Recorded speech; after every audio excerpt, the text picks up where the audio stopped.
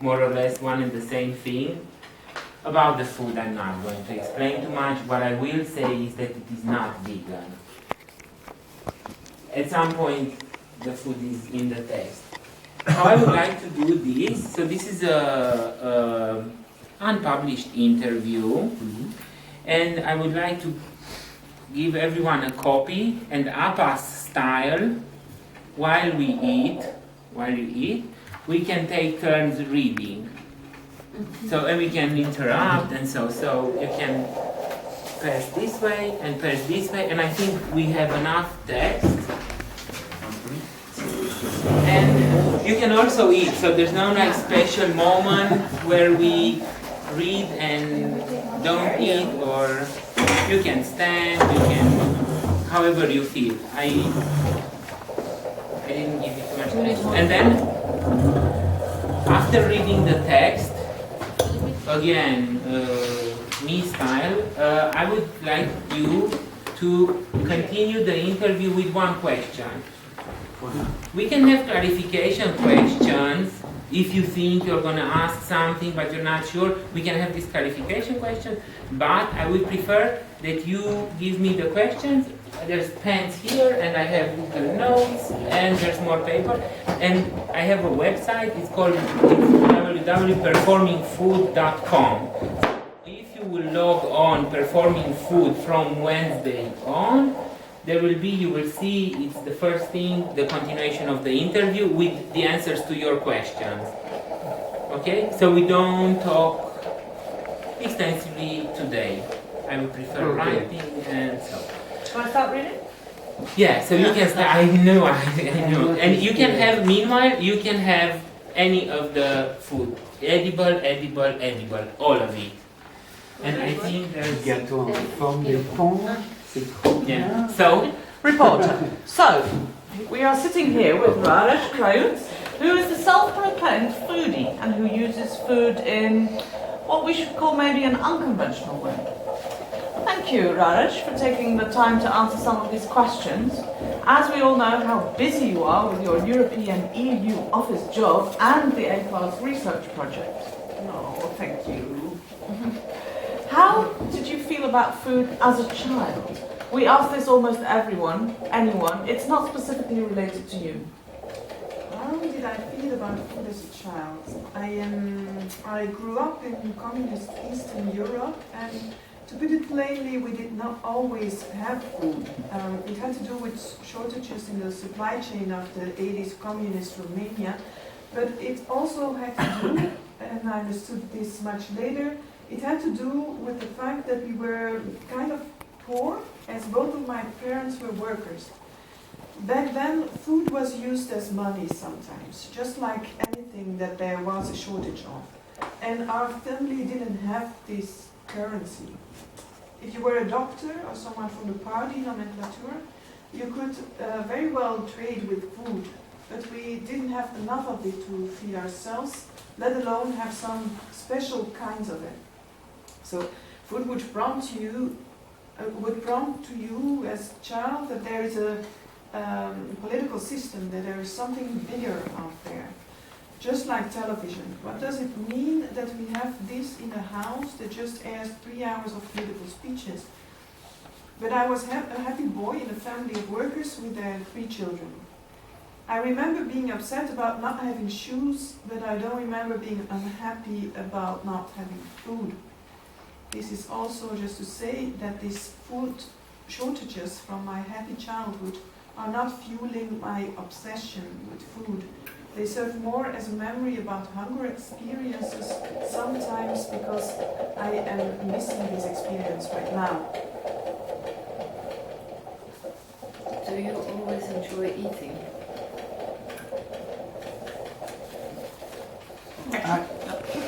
I'm going to have my phone. Actually, the question would be if I enjoy eating. I look like someone who would enjoy eating, to the point of food eating disorders. But my size, this has to do with sedentarism. I think sometimes people ask me if I am personally using food. You know, all the self-made psychologists and AA experts, Do all your emotions feel like hunger? I would say I do enjoy eating. I enjoy more eating food tests. Sometimes I am super happy eating, sometimes appealing, but knowing that I am also eating information. My own experiments.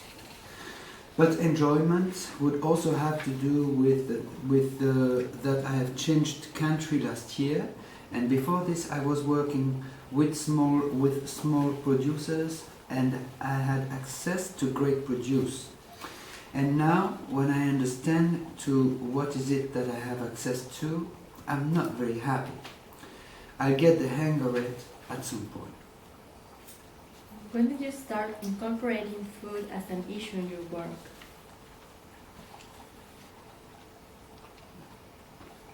When I did start incorporating food as an issue in my work, I started working with food around 10 years ago.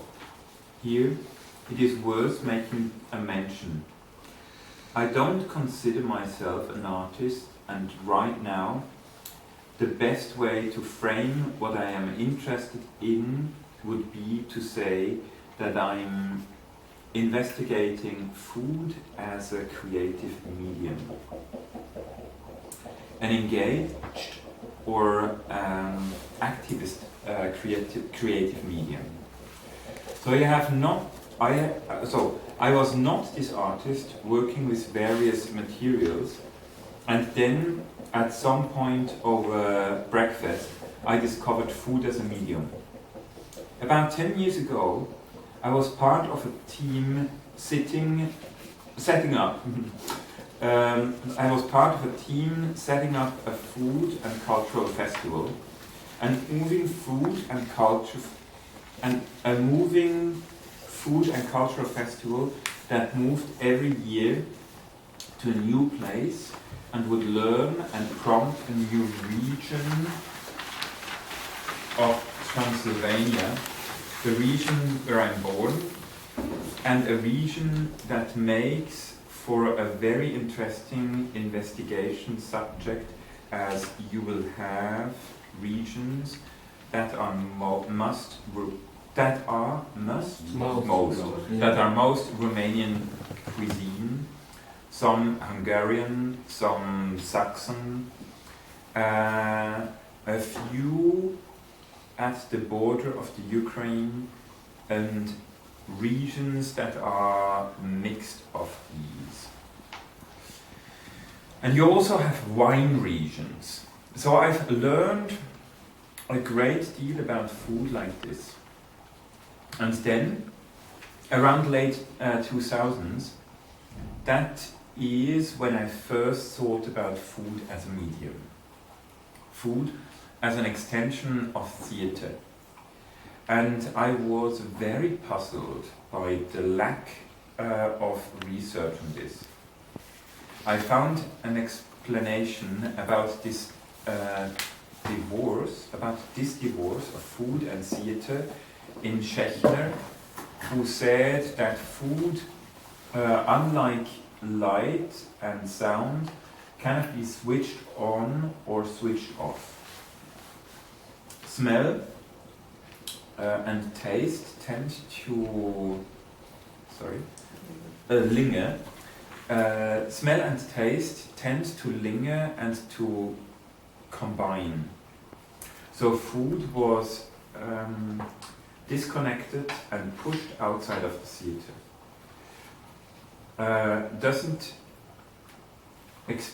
Don't expect Western theatre to be like kabuki representation, where we could have sushi, a piece of chocolate and a piece of chocolate.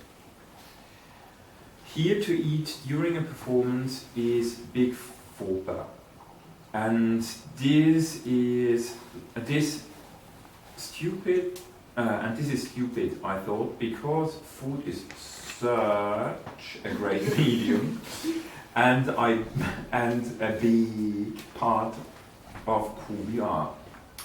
And it certainly gets the attention. But the big question is, how does it work and how do others use it? Can you change attitudes and behavior towards food, using food? This is something I've been busy with for the past years. What kind of food are you doing now? Right now, I've been through, I could define clearly stages that I've been through since working in the A-class research environment, but that there is a clear path of investigating food as disengaged medium. I'm right now interested in bad food, because there is a bigger need for bad food than there is a need for good food. In terms of getting people engaged, because good food is complacent. People have a good meal that they would that would be it. People have a good meal that would be it. Maybe they need to shift to readjust something, but that would be it. And I found it kind of weak. Bad food is what will get people activated. This is what will get people searching in their minds. Is this food bad? Jesus, why? Did everyone else got bad food? And bad food will also get people divided. What is salty and appealing for someone is great for someone else. Or serving cake with butter and eggs, and you know that there will be someone who might not care for anything else but a vegan menu. This is one kind of bad food. Or making cake using the cordon bleu foaming sponge method for cake, where you have 1:1 flour-egg ratio. Is that normal? And that is like the current gastronomic standard. You don't believe me? Bad food is central to development. Just go to the superstores and see what people are eating.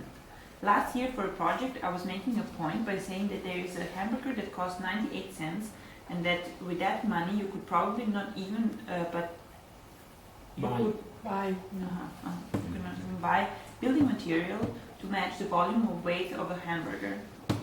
On Saturday I saw a family with a handicapped young man, so mom, dad and son with a big shopping cart half filled with those 98-cent hamburgers.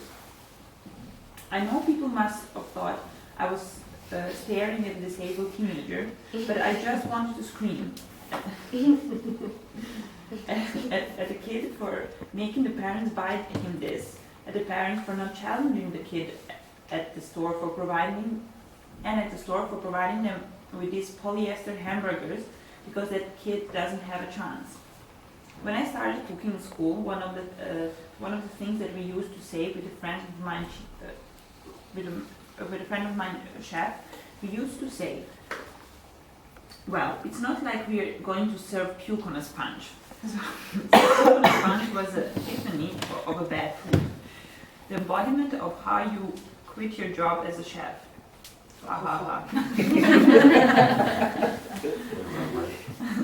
Well, as now I'm fascinated by the idea of serving, well, puke on a sponge. Yeah, let's have that and see what that means. Sometimes artist friends ask me, is food going to be good? And I want to say, why? Is your dance going to be nice? Okay, thank you for that. How working with food did affect, in the end, your relationship with food? I think I actually am now more aware of how I'm unaware and inconsistent in my consumption choices. It's impossible to make the very perfect choice today, living in a city. Our food systems are abnormalities, and I felt this at breakfast, how I'm on one side of the barricade and a whole industry facilitated by lots and lots of people and ultimately me. So everyone is serving me this, even I sourced it. I also understand how meaningless and easy and dangerous it is to be this pompous ass smart guy pretending to teach others about their food consumption choices, how they could improve, how they could possibly improve their food consumption choices. Radishes in winter? Well, I never. Basically, shut up and try to engage people with food in a situation that you are interested in learning from. Who is your political mentor, your art mentor? I don't know if I have a political mentor. I read from Robert Albritton and Marxist readings of the food system in Michael Pollan, Following What We Eat. But I never fully agree with anyone. You know, like Pollan, even if he does not say it directly, more or less he is hinting that we should all go out and grow a veggie patch. Who has the time to do that? An art mentor? I'm really interested in Heston Blumenthal, but he is absolutely unethical. And I don't mean that he is dumping his wife and family to go and live with Suzanne Peretz just because she's more sexy and she's is huge as a TV chef in the US. And this give a fuck all attitude shows in the food. Of course, he never once mentions how the food was sourced unless there is some special, spectacular, elitist way. He, at least for now, does not need to greenwash his act. Have you any advice for artists interested in food? Yeah, just watch out that food is a heavy hammer. Once you introduce food, you had better know what kind of instrument it is.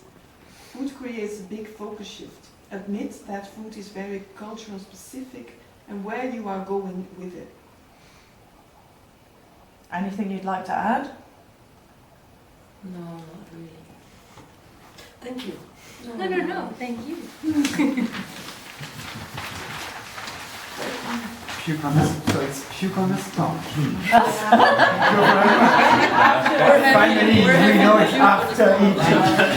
The sponge was very nice. I just tried the puke. That's cute. No, this is the puke. Yeah, but it's already there. This is sponge like for That's true. Yes. That's why the color. What is the puke made of? Probably strawberry. Very nice. Did you wear it today? Ça sent très bon. No. It's all, basically, it's, yeah, after the cordon bleu book, but it's just a bit decomposed, so rearranged. What is happening now is that maybe you are making it too sweet, but Yeah, you're making it well. It's very sweet. yeah. Yeah. But this is it. This is what gets people. This is a sugar layer. No, it's still, so basically it's two types of dough. It's the same type of dough. One has a blue color and that's it, yes. So one has been baked thin and one has been baked thick. If I had more time, I would have made them more sponge-like, but I think they're They're very very close. sponge. No, it's not the same They're glued texture. together with apple mousseline. No, that's what. That's it, with Mexican Yes. But But basically this is the sponge dough, you know? yeah. Yeah, sponge cake. It's perfect. So this is I'm it. giving it a sponge. It's there. It's totally clear, we got that. Okay. Yeah. It's all, and obviously it's a used sponge. Yeah. Yeah. For coffee purposes maybe. Probably. or- God knows En where. français, génoise. Okay. Okay, clarification before we... If not, Not really. I will ask you to give me questions. If you French can is ask more them. And- chic than the English. English sponge Pardon? cake, and French This is is for us? génoise. Yeah, you can keep the interview. It's super okay. They do round and then they Yeah. cut it in two and then you put cream and then that makes the... So there's a clarification question. Yeah, so what is your, you mentioned activist, and Yeah. what does it mean? When I started APAS, this third block of problems. When I started APAS, one of the proposals I was working with was the human right to food. And this is a core human right. It's true, it exists, it's related to basic human rights, and there's several materials about it. But right now, if I were to say where I am in relation to that, like you asked Steph about, I would say that I would now focus more on the human right of food, basically. So if it is about activism, it is about... But what kind of activism?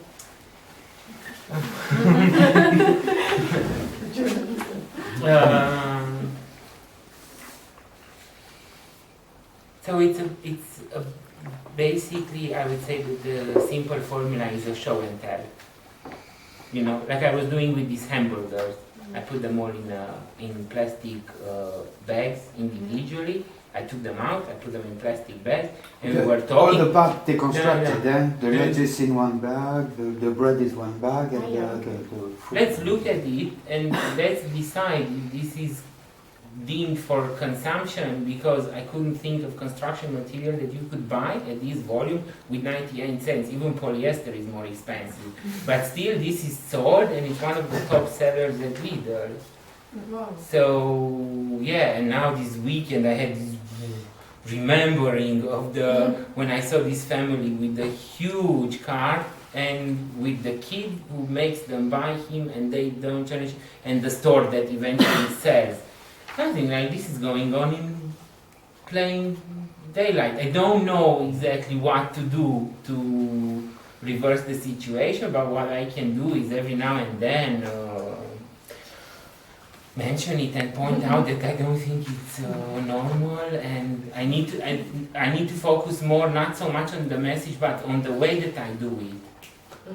So it's not this pompous ass standing up. So to activate the activism, actually. Yeah, how to get it, how to produce this change, that it is long-term behavior and thinking change, and that I'm not defensive, that I actually engage, that I devise somehow. But exactly there, so if I understand right, you shift from human rights for food to human rights Of food. Of food. I was thinking to Isn't go it? Yeah. But in your example, no, it's very interesting, but in your example, they depend on each other, no? In your Yeah. example, it's the thing that they exactly come together. I think they are nothing separate.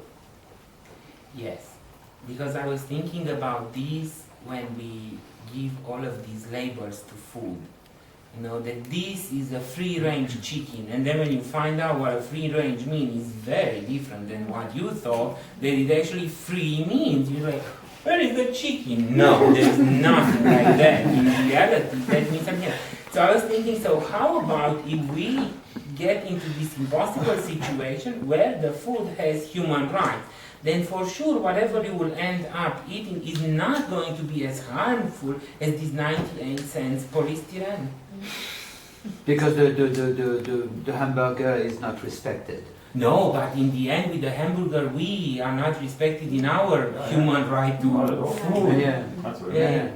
And then there's But all yeah. these people, but this is the paranoia speech, with all these smart people who know these things and who use and put together a very elaborate machine, and it's all smoke and mirrors, and in the end you eat it, and that would be it. And in the city side, in Western Europe, I think you are even more lacking research, even if you're gonna say, so what? Because then you have all of these questions that don't have an answer, but it doesn't mean that you shouldn't ask the questions.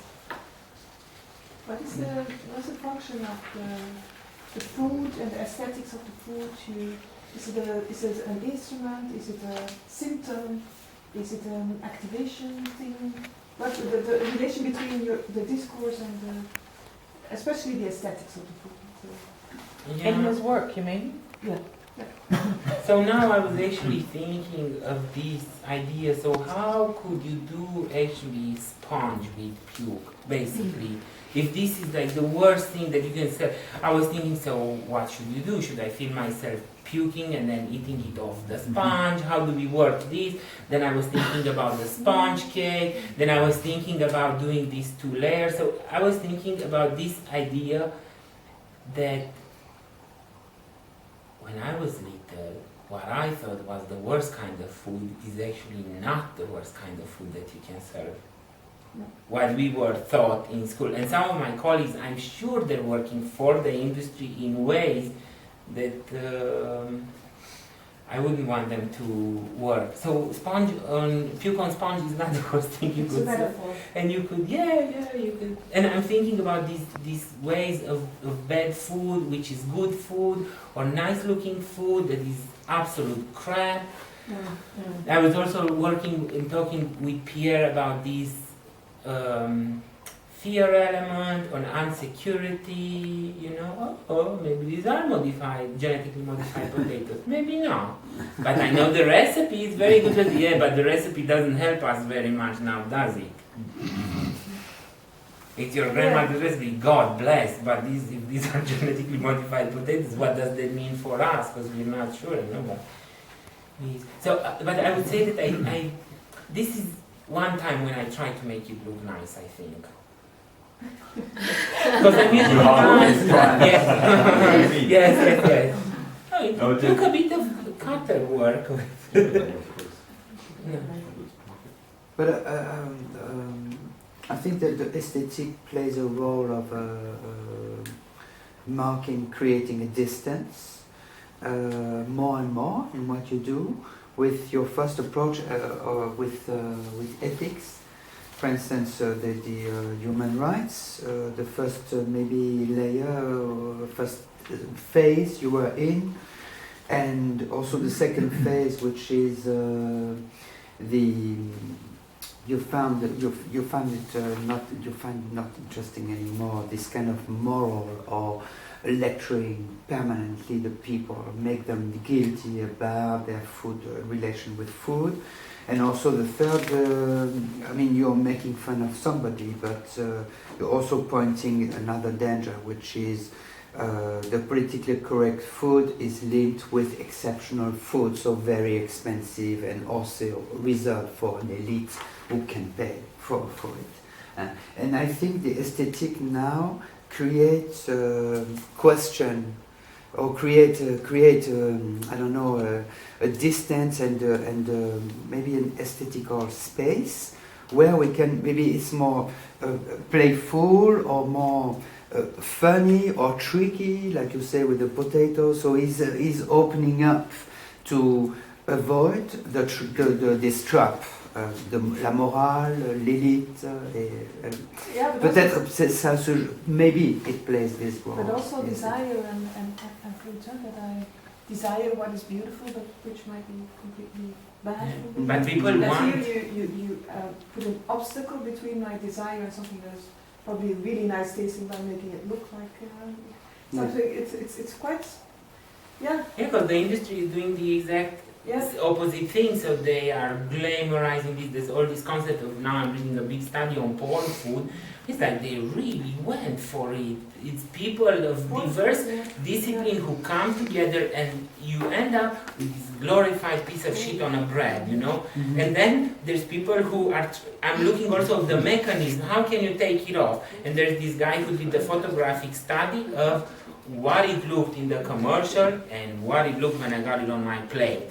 And it looks like it's been through a heavy divorce when it lands on your plate, But when you get it on the pictures, it's always this steaming, amazing. And sometimes, I also look at commercials and I'm like, that's too small mass of bread to produce that much steam, But it's steam, and there's all of these images. So yeah, you can work